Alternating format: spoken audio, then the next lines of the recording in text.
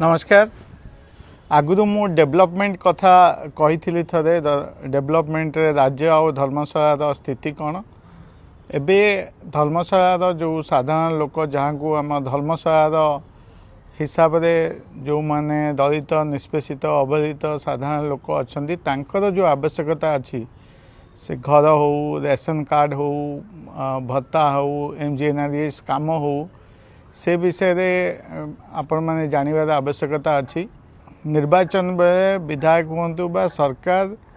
बहुत मिछ कथा कही लोकं को आशा देखे कि निराश करिसेंती। ये खाली कथारे कहूनी आमे जदि देखिबा तार आकलन से भी आपण माने जानि परिबे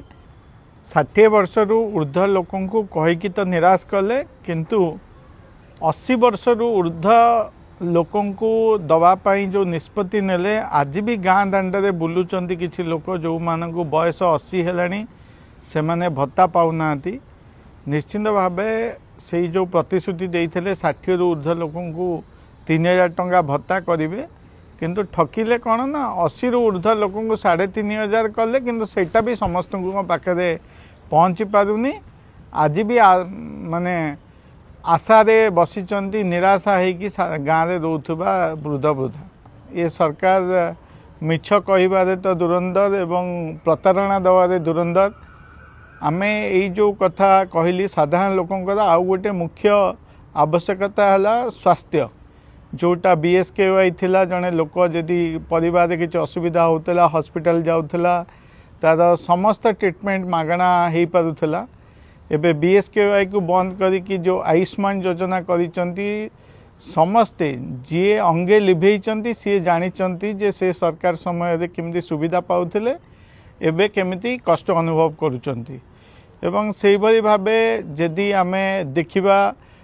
रेशन कार्ड कथा धर्मशाला रे चिठा धरी बोलुचंती किए विधायक भी निर्वाचन परे मु शुणुथिली गोटे भाषण रे कहउथिले निर्वाचन परे जी भी अछंती समस्ते दल बल निर्विशेष क्या पातर अंतर नहीं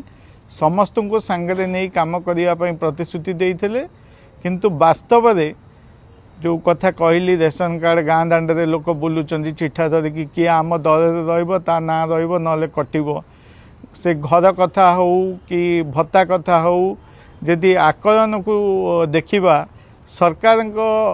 आकलन हिसाब से गोटे डाटा को जदि आम जीवा ताहले भत्ता जोटा मधुबाबू पेंशन योजना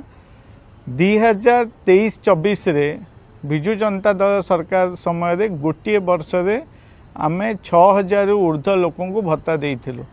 किंतु यही सरकार रे गत 18 मास भितरे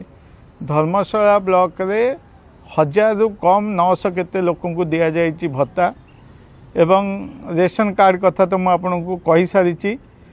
घर कथा जोटा प्रधानमंत्री आवास योजना यदि सरकारी डाटा देखिए ताले 2022-23 मसीह 2940 लोकों को दिया जाइथिला घर किंतु ए नवा सरकार आसिला परे 2024-25 मसीह मात्र 105 जन को दिया जाइछि प्रधानमंत्री आवास योजना। आउ गोटे साधारण लोकों को काम जोगेया सरकार गोटे योजना अच्छी एमजीएनआरजीएस जो थे साधारण लोक गाँव में जी रोचते कम जोगे देवाई कर्मजीवी करने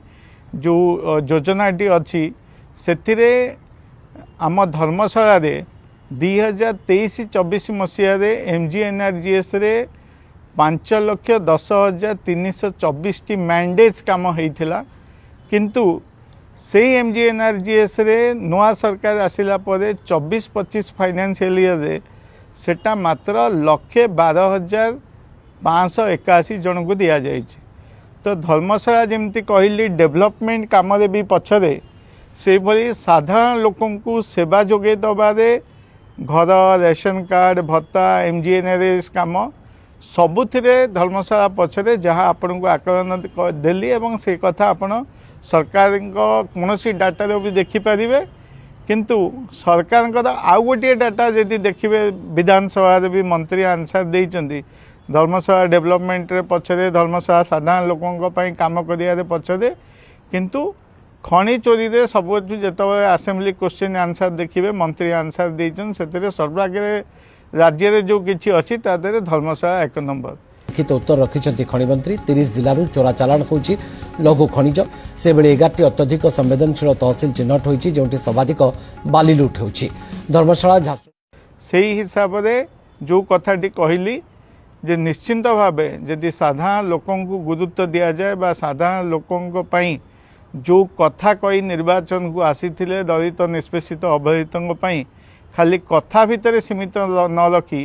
यदि कार्य करि पारन्ते ताहले निश्चिंत भल हुअंता धर्मशालावासी खुशी हुअन्ते। धन्यवाद।